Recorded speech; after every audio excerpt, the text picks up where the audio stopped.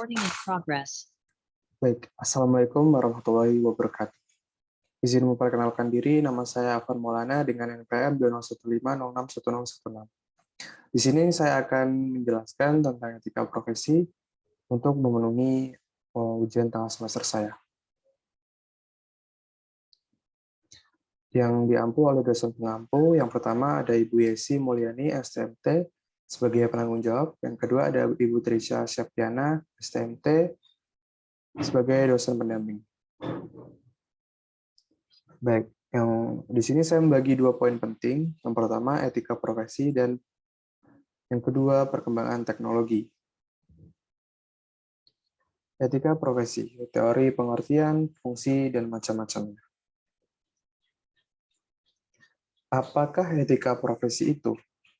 Yang pertama, kajian tentang etika oleh Aristoteles kepada anaknya, Nicomacheus. Beliau menulis sebuah buku dengan judul Etika Nikomasia. Pesan moral yang disampaikan Aristoteles kepada anaknya adalah bagaimana tata pergaulan, rupa-rupa penghargaan manusia satu terhadap manusia lainnya. Tata pergaulan ideal antar manusia seyoginya didasarkan atas kepentingan orang banyak, bukan kepentingan egois individual semata-mata.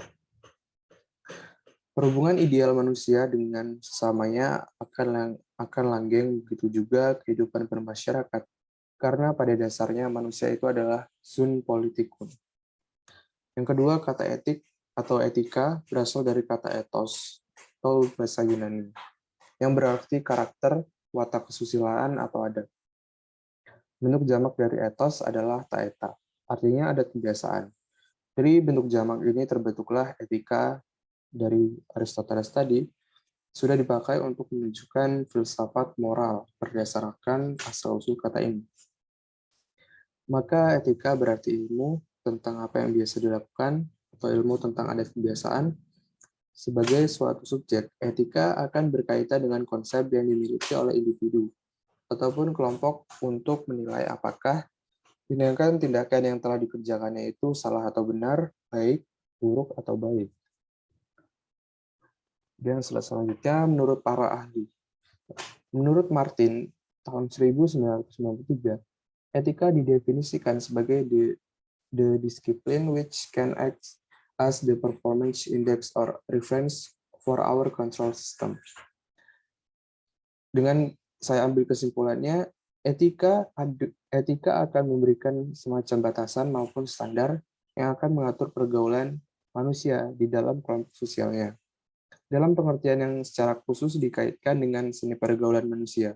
Etika ini kemudian dirupakan dalam bentuk aturan atau kode tertulis yang secara sistematik sengaja dibuat berdasarkan prinsip-prinsip moral yang ada dan pada saat yang dibutuhkan akan bisa difungsikan sebagai alat untuk menghakimi segala macam tindakan yang secara logika rasional umum atau common sense dinilai menyimpang dari kode etik. Dengan demikian, etika adalah refleksi dari apa yang disebut dengan self-control, karena segala sesuatunya dibuat dan diterapkan dari dan untuk kepentingan kelompok sosial atau profesi itu sendiri. Dan definisi etika menurut para ahli. Saya mengambil 4 para ahli. Yang pertama adalah Dr. Handes O.P. Simorangkir. Beliau mengatakan, etika atau etik sebagai pandangan manusia dalam berperilaku menurut ukuran dan nilai yang baik. Yang kedua ada Dr. Handes Sidi Gajalba dalam sistematika filsaf. Beliau menyatakan etika adalah teori tentang tingkah laku perbuatan manusia dipandang dari segi baik dan buruk, sejauh yang dapat ditentukan oleh akal. Ketiga ada Dr. Handes Haji Burhanuddin Salam. Etika adalah cabang filsafat yang berbicara mengenai nilai dan norma moral yang menentukan perilaku manusia dalam hidupnya. Sementara yang terakhir, menurut Profesor Robert Solomon, etika dapat dikelompokkan menjadi 2, yaitu etika merupakan karakter individu dan etika merupakan hukum sosial. Untuk yang individu, dalam hal ini termasuk bahwa orang yang beretika adalah orang yang baik. Pengertian ini disebut pemahaman manusia sebagai individu yang beretika. Sedangkan yang sosial, hukum sosial, etika merupakan hukum yang mengatur, mengendalikan, serta membatasi perilaku manusia. Jadi etika dalam perkembangannya sangat mempengaruhi kehidupan manusia. Etika memberi manusia orientasi bagaimana ia menjalani hidup melalui rangkaian sehari-hari. Itu berarti etika membantu manusia untuk mengambil sikap dan bertindak secara tepat untuk menjalani hidup. Etika juga pada akhirnya membantu kita untuk mengambil keputusan tentang tindakan apa yang perlu kita lakukan dan yang perlu kita pahami bersama, bahwa etika ini dapat diterapkan dalam segala aspek atau sisi kehidupan kita. Dengan demikian, etika ini dapat dibagi menjadi beberapa bagian sesuai dengan aspek atau sisi kehidupan manusianya. Jadi pada slide berikutnya, yaitu macam-macam etika. Ada dua macam etika berdasarkan jenisnya. Yang pertama, jenisnya yang pertama etika deskriptif, yang kedua ada etika normatif.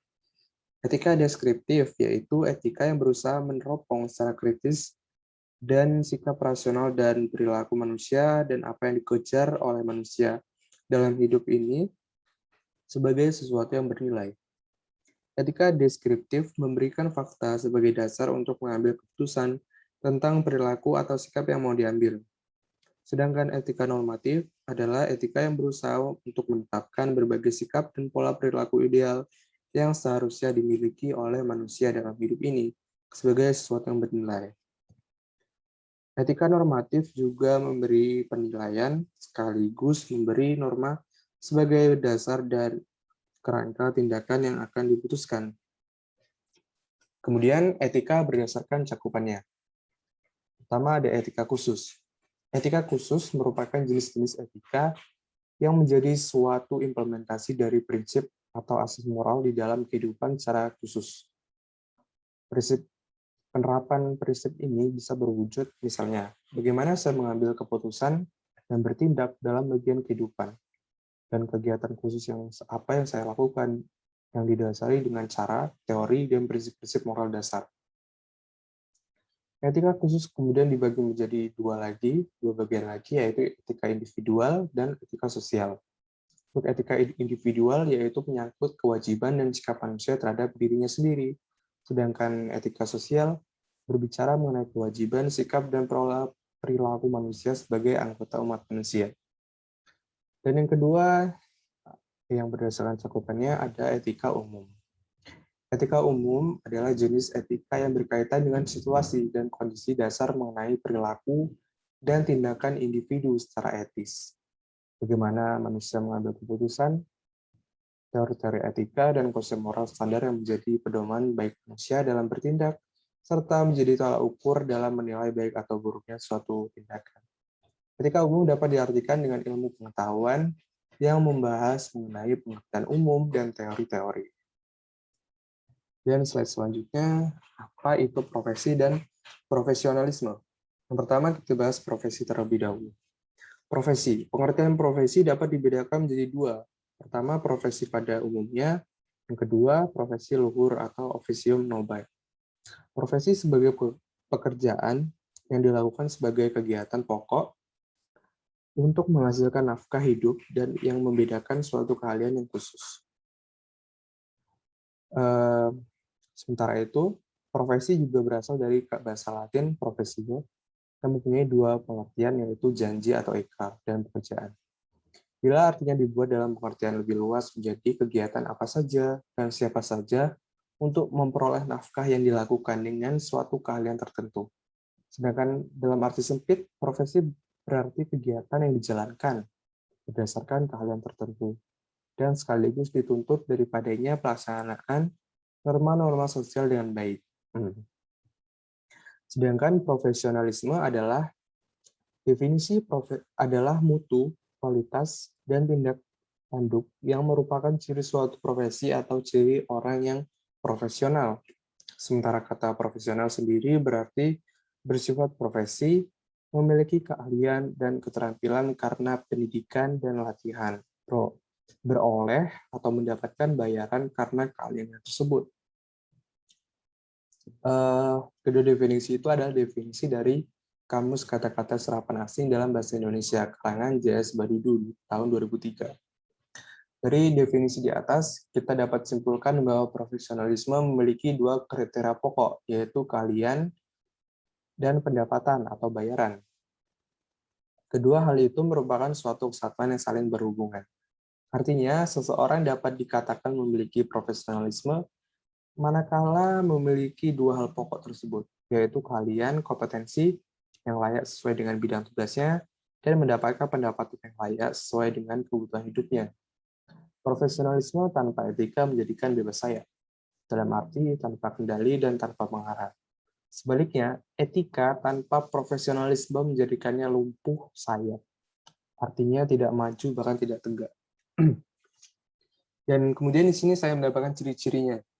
Ciri-ciri profesi. Secara umum, ada beberapa ciri atau sifat yang selalu melekat pada profesi, yaitu satu, adanya pengetahuan khusus. Yang kedua, adanya kaidah dan standar moral yang tinggi. Yang ketiga, mengabdi pada kepentingan masyarakat. Keempat, ada izin khusus untuk menjalankan suatu profesi. Dan yang kelima adalah kaum profesional biasanya menjadi anggota dari suatu profesi. Melihat ciri-ciri umum profesi di atas, kita dapat menyimpulkan bahwa kaum profesional adalah orang-orang yang memiliki tolak ukur perilaku yang berada di atas rata-rata. Di suatu pihak ada tuntutan dan tantangan yang sangat berat, tetapi di pihak lain ada suatu kejelasan mengenai pola perilaku baik dalam rangka kepentingan masyarakat. Seandainya semua bidang kehidupan dan bidang kegiatan menerapkan satu standar profesional yang tinggi, bisa diharapkan akan terciptanya suatu kualitas masyarakat yang akan jauh lebih baik lagi. Dan perbedaan keduanya. Profesi. Perbedaannya dengan profesional yang pertama, mengandalkan suatu keterampilan atau keahlian khusus. Kedua, dilaksanakan sebagai suatu pekerjaan atau kegiatan utama. Yang ketiga, dilaksanakan sebagai sumber utama nafkah hidup. Yang keempat, dilaksanakan dengan keterlibatan pribadi yang mendalam. Sedangkan profesional itu orangnya. Orang yang tahu, pertama, orang yang tahu akan keahlian dan keterampilannya. Yang kedua, meluangkan seluruh waktunya untuk pekerjaan atau kegiatan itu, karena ia hidup dari situ. Dan yang terakhir, bangga akan pekerjaan tersebut. Kemudian next slide, kode etik profesi.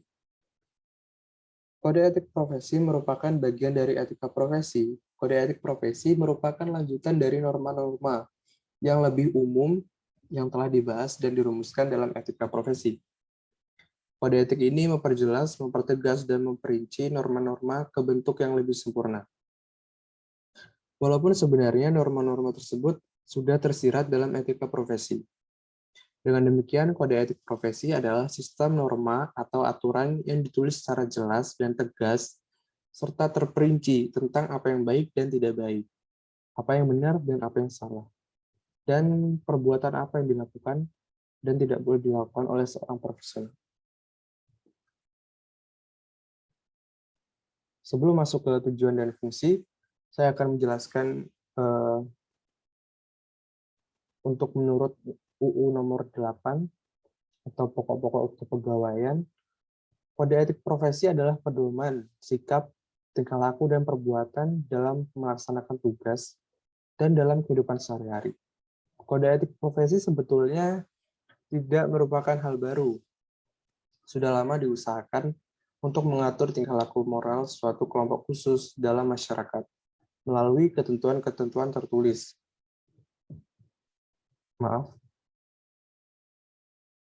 Yang diharapkan akan dipegang teguh oleh seluruh kelompok itu.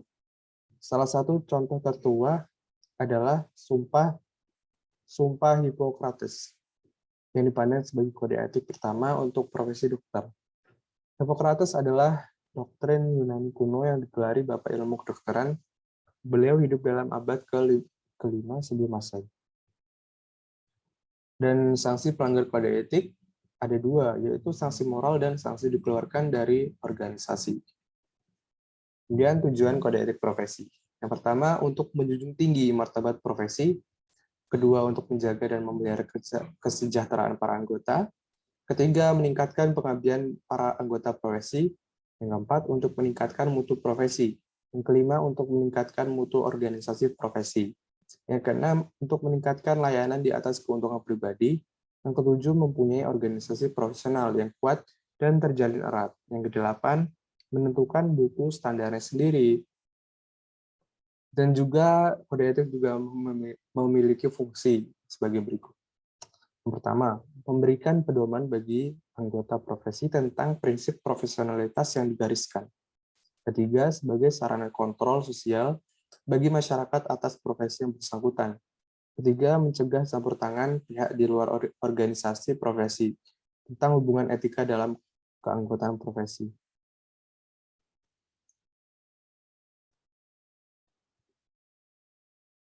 Etika profesi juga memiliki kaidah-kaidah pokok, yaitu profesi harus dipandang sebagai pelayanan, dan oleh karena itu sifat atau tanpa pamrih menjadi ciri khas dalam pengembangan profesi.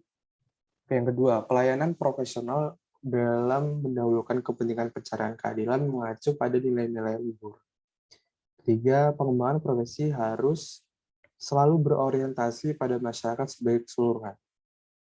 Yang keempat, persaingan dalam pelayanan berlangsung secara sehat sehingga dapat menjamin mutu dan peningkatan mutu pengembangan profesi sendiri. Oke, kita lanjut ke bagian yang kedua. Baik, untuk bagian 2 yaitu perkembangan teknologi.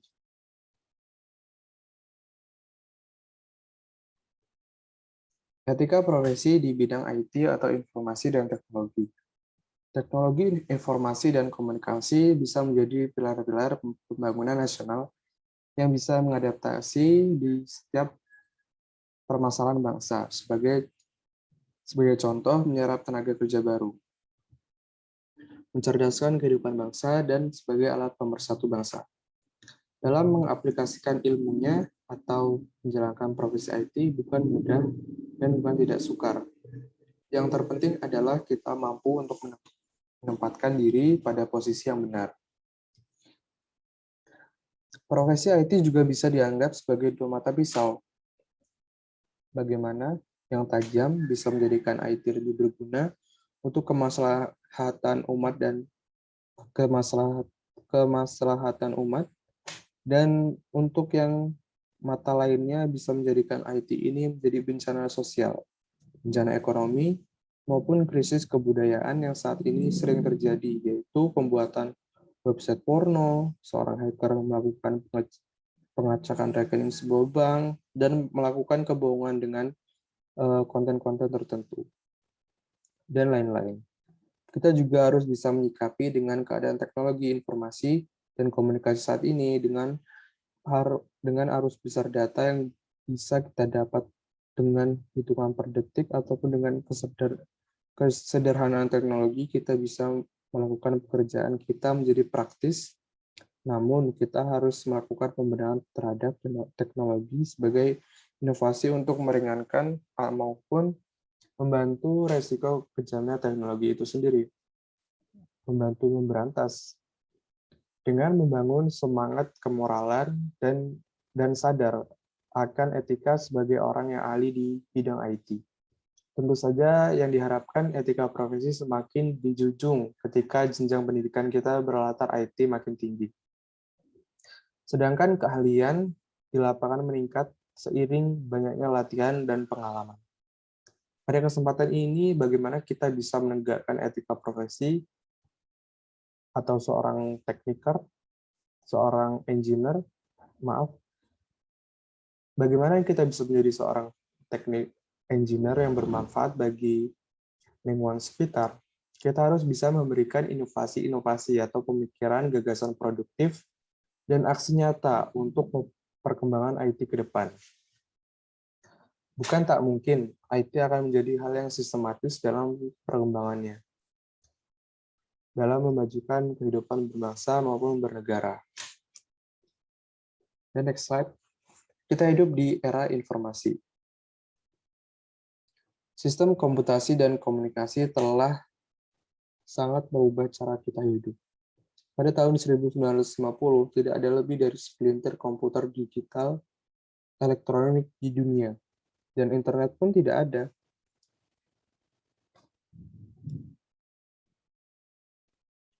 Hari ini kita dikelilingi oleh perangkat jaringan yang mengandung mikroprosesor, dan kebanyakan dari kita menghabiskan berjam-jam setiap hari menggunakan semua itu untuk berkomunikasi, mencari informasi, bermain game, mendengarkan musik, ataupun menonton video. Perkembangan teknologi telah mengubah cara manusia berpikir. Suatu studi difokuskan pada pengemudi taksi London untuk mendapatkan lisensi atau calon pengemudi taksi London yang harus menghabiskan 2 sampai 4 tahun menghafal jalanan yang rumit dari 25.000 jarak dalam 10 km dari stasiun kereta Charing Cross serta lokasi ribuan dari tujuan wisata. Ini saya kutip dari buku yang kami translate dari Bu Yesi. Sebuah hipokampus yang merupakan wilayah otak yang bertanggung jawab untuk memori jangka panjang dan navigasi spesial. Ahli saraf di University College London menemukan bahwa otak pengemudi taksi London memiliki hipokampus yang lebih besar dari rata-rata hipokampi calon pengemudi taksi saat mereka mempelajari alur jalan. Mengadopsi teknologi juga dapat mengubah persepsi kita. Lebih dari 90% pengguna ponsel melaporkan bahwa memiliki ponsel yang membuat mereka merasa lebih aman. Tapi, begitu juga orang yang terbiasa membawa ponsel, kehilangan ponsel dapat membuat mereka merasa lebih rentan daripada sebelum mereka mulai membawa ponsel. Seorang profesor University Rutgers meminta murid-muridnya untuk pergi tanpa ponsel mereka selama 48 jam. Beberapa siswa tersebut tidak bisa melakukannya. Seorang mahasiswi melaporkan kepada surat kabar mahasiswa, "Saya merasa seperti akan diperkosa dan jika saya tidak memegang ponsel saya." Seperti beberapa orang tua juga membeli ponsel untuk anak-anak mereka sehingga seorang anak dapat menelpon anggota keluarga dalam keadaan darurat. Namun, orang tua yang menyediakan ponsel atau garis hidup mungkin sebagai media mengkomunikasikan sesuatu kepada anak-anak mereka. Teknologi baru diadopsi untuk memecahkan masalah, tetapi mereka juga sering menimbulkan masalah. Kita mungkin tidak dapat mencegah penemuan teknologi baru, tetapi kita memiliki kontrol atas apakah akan mengadopsinya. Mobil telah memberi orang kemampuan untuk bepergian kemanapun mereka inginkan, kapanpun mereka mau. Pada sisi lain, jutaan orang menghabiskan 1 jam atau lebih setiap hari terjebak dalam kemacetan lalu lintas antara rumah dan pekerjaan. Sedangkan website berisi miliaran halaman dan memungkinkan informasi yang sangat berharga. Bahkan anak-anak sekolah dasar diharapkan untuk mengumpulkan informasi dari website saat menulis laporan mereka. Namun, banyak orang tua khawatir bahwa penjelajahan web mereka atau anak-anak mereka dapat terpapar gambar pornografi atau kekerasan atau materi lain yang tidak pantas. Teknologi komunikasi baru memungkinkan kami atau kita, atau saya, mendapatkan akses ke berita dan hiburan ke seluruh dunia. Namun, teknologi yang sama telah memungkinkan perusahaan perangkat lunak untuk memindahkan ribuan pekerjaan ke mana saja, atau menempatkan tekanan kepada programmer pencetus komputer.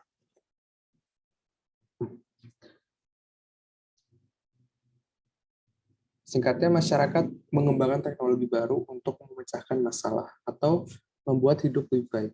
Tetapi penggunaan teknologi baru mengubah kondisi sosial dan dapat menimbulkan masalah baru. Itu bukan berarti kita tidak boleh mengadopsi teknologi baru, tetapi itu memberi kita alasan yang bagus mengapa kita harus membuat keputusan yang tepat, menimbang manfaat dan potensi bahaya terkait dengan penggunaan perangkat baru Untuk itu, buku yang saya kutip ini akan membantu kita menjadi lebih baik mengenai pemahaman tentang isu-isu etika kontemporer terkait dengan penggunaan teknologi informasi. Teknologi informasi dalam etika profesi. Seorang profesional tidak dapat membuat program semaunya. Ada beberapa hal yang harus ia perhatikan, seperti untuk apa program tersebut nantinya digunakan oleh kliennya. Kedua, klien tersebut apakah dapat menjamin keamanan security sistem kerja program aplikasi tersebut dari pihak-pihak yang dapat mengacaukan sistem kerja tersebut. Misalkan hacker atau cracker atau beater atau lain sebagainya.